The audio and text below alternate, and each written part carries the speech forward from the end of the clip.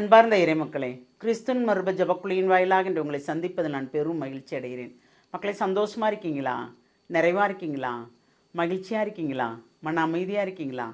மக்களே, மகிழ்ச்சியும் மன அமைதியும் இறைவன் தந்த பெரிய கொடை இல்லையா? அதை யாரும் நம்மிடமிருந்து தட்டி பறிக்காதவாறு நாம் அதை தற்காத்து கொள்ள வேண்டும். இன்று அவர் நமக்கு என்ன இறைவார்த்தை தருகிறார் பார்ப்போமா? மத்தேயு எழுதிய நற்செய்தி அதிகாரம் 21, இறை வார்த்தை 28 30 முடிய.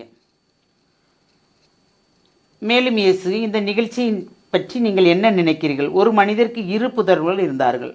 அவர் மூத்தவரிடம் போய், மகனே, நீ இன்று திராட்சை தோட்டத்திற்கு சென்று வேலை செய் என்றார்.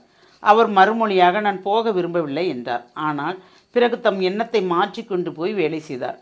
அவர் அடுத்த மகனிடம் போய் அப்படியே சொன்னார். அவர் மறுமொழியாக, நான் போகிறேன் ஐயா என்றார். ஆனால் அவர் போகவில்லை. Praise the Lord. ஏனென்றால் இப்போ அடுத்த ஒரு இறைவார்த்தை வாஸ்தவம்னால், அவ்விருவருள் எவர் தந்தையின் விருப்பப்படி செயல்பட்டவர் என்று கேட்டார். அவர்கள், மூத்தவரே என்று விடையளித்தார். மூத்த மகன்கிட்ட என்ன சொல்கிறாரு? தோட்டத்துக்கு போக சொல்கிறாரு. மூத்த மகன் என்ன சொல்கிறாரு? நான் போகலன்ட்டார். ஆனால் போகலன்னு சொன்னவர் திருப்பி பழையபடி போய் அப்பா சொன்ன வேலையை செய்ய போயிட்டார். ஆனால் இளையவர் என்ன சொல்கிறாரு? நான் போகிறேன்னு சொல்கிறாரு, ஆனால் போகலை. இது எதை குறிக்கி? இறைவன் தேர்ந்தெடுத்த மக்களுள் இறைவன் செய்ய சொல்லுகின்றதை அனைத்துமே செய்கிறேன்னு சொல்லிட்டு செய்யாமல் இருக்காங்க பார்த்தீங்களா? அதை குறிக்குது. தேர்ந்தெடுக்காத மகன் என்ன செய்கிறாங்க? நம்மளை போல் ஆட்கள் அவர் செய்ய சொல்லும் போது செய்ய மாட்டேன்னு சொல்கிறேன், எங்களுக்கு இது முடியாது, கடினமாக இருக்குது, இந்த வேலை நமக்கு கடினமாக இருக்கும் உண்மைக்குமே. ஆனாலும் அதை செய்து தான் பார்ப்போமே என்று நாம் செய்கிறோம். அப்போ அவருக்கு பிடித்தமான மகனாக யாராக வருகிறார்கள்? மூத்த மகனாக வருகிறார். அப்போ அவர் இளைய மகன் நான் செய்கிறேன் என்று சொல்லி போகிறார், செய்யவில்லை. அவர் தெரிந்து கொண்டவர்கள், இறைவன் தெரிந்து கொண்டவர்கள், செய்கிறேன் என்று சொன்னவர்கள் செய்யவில்லை. தெரிந்து கொள்ளாதவர்களாகிய நாம் செய்ய மாட்டோம்னு சொன்னோம். ஆனாலும் நமக்கு என்ன டக்குன்னு மனம் மாறிடுது. செஞ்சு தான் பார்ப்போமே, இதைத்தானே சொல்லியிருக்கிறாப்புல, நம்ம செஞ்சுருவோமே அப்படின்னு நம்ம செய்கிறோம்.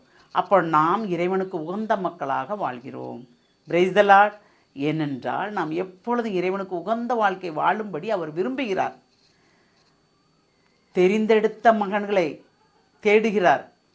ஆனால் அவர்கள் தெரிந்தது போல் இருந்து கொண்டு சரி என்று சொல்லிக்கொண்டு செய்யாமல் இருக்கிறார்கள். நாம் அப்படி அல்ல. நமக்கு என்ன தெரியும்?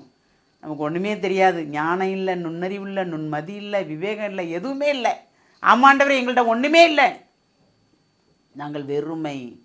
ஆனால் எங்களையும் நீர் தேர்ந்தெடுக்கிறீரே, எங்களையும் அழைக்கிறீரே பணி செய்ய சொல்லி பாருங்கள். அப்படி நீங்கள் அப்படி செய்யும்போது கண்டிப்பாக நம்ம சொல்லும்போது அதில் ஒரு நிறைவான சந்தோஷம் கிடைக்கும். பாருங்கள், என்னையா நீங்கள் கூப்பிட்டீங்க ஆண்டவரே, என்கிட்டயா பேசுகிறீங்க ஆண்டவரே, எனக்கா நீங்கள் நன்மை செய்ய போகிறீங்க ஆண்டவரே சொல்லி பாருங்களேன். நம்மளை அறியாமலேயே நமக்குள்ள ஒரு ஊற்றெடுக்கும். என்னையும் ஆண்டவர் தெரிந்து கொண்டார், என்னையும் ஆண்டவர் பேர் சொல்லி அழைத்தார், எனக்கும் இந்த வல்லமை தந்து நீ இதை செய்ய உன்னால் முடியும் என்று சொல்லுகிறார். சொல்லித்தான் பாருங்களேன். அதில் அப்படி ஒரு நிறைவு இருக்கிறது. அந்த நிறைவு தான் நமக்கு வேண்டும்.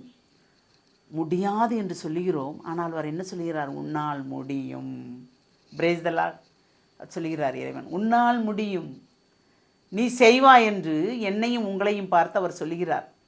அவர் கொடுத்த பணியை நாம் செய்ய முடியும் என்று அவர் நமக்கு கட்டளை இடுகிறார். முடியுமா? முயற்சி பண்ணி தான் பாரேன், முடியாதுன்னு ஒன்றும் இல்லையே அப்படிங்கிறார். அப்போ நான் முயற்சி பண்ணி பார்க்கும்போது அது எவ்வளவு பெரிய ஆசீர்வாதமாக மாறுகிறது. மாறுதா இல்லையா? அப்போ நாம் அவருக்கு உகந்த மக்களாக மாறுகிறோம் இல்லையா? சும்மா ஆண்டவரையும் சொல்லக்கூடாது. அவருக்கு உகந்த வாழ்க்கை வாழ வேண்டும். அப்படி அவருக்கு உகந்த வாழ்க்கை வாழும்போது தான் அதில் நமக்கு ஒரு நிறைவான ஆசிரியை கிடைக்கிறது. எதை செய்ய வேண்டும், எதை செய்யக்கூடாது என்பதை நாம் திட்டமிடுவதற்கு முன்பே அவர் திட்டமிட்டிருப்பார். அதன்படி நாம் நடக்கும்போது எல்லாமே நமக்கு நன்மையாகவே நடக்கிறது. அந்த நன்மையை தான் நாட வேண்டும் என்று அவர் நம்மளை வலியுறுத்துகிறார். அப்போ அந்த மகனை அனுப்பும்போது மூத்த மகனை சொல்கிறாரு போமாட்டேன்னு சொல்கிறாரு, இளைய மகன் போகிறேன்னு சொல்கிறாரு. போமாட்டேன்னு சொன்னவருக்கு ஆசீர்வாதம் கிடைக்கிது. என்னென்றால் செய்ய முடியாதுன்னு சொல்லிட்டாரு, ஆனால் அவர் நினைக்கிறாரு செய்வாய்மே, இவ செய்வா. ஏனென்றால் அவருக்கு தெரியும் நாம் என்ன செய்வோம்.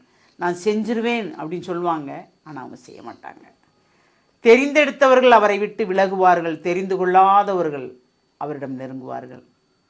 நாம் தெரிந்தெடுத்தவர்களா, தெரிந்து கொள்ளாதவர்களா? சிந்திப்போமா? அன்பின் பரலோக பிதாவே, நித்தம் நித்தம் எங்களை காத்து வழி நடத்துவோர் நீர். ஆமாண்டவரே, நீர் எங்களை அழைத்தீர். ஆனால் நாங்கள் ஒன்றுமில்லாத வெறுமையானவர்கள். ஆமாண்டவரே, ஆனாலும் நீர் எங்களை அழைத்து உம்முடைய கருணையால் உம்முடைய இரக்கத்தால் உங்களை நிரப்பி என்னென்ன நாங்கள் செய்ய வேண்டும் என்பதை நீர் எங்களுக்கு உணர்த்தி அனைத்தையும் செய்ய சொல்ல அந்த வல்லமையை கொடுத்தீரே, அதற்கு நன்றி ஆண்டவரே. அதன்படி பிறரையும் நாங்கள் தெரிந்து கொள்ளும்படி செய்தீரே ஆண்டவரே, அதற்கு நன்றி ஆண்டவரே. ஒவ்வொரு நொடிப்பொழுதும் நீர் எங்களை கண்ணுக்குள் வைத்து பாதுகாக்கிறீர் என்பதை நாங்கள் உணர்ந்து கொண்டோம் ஆண்டவரே.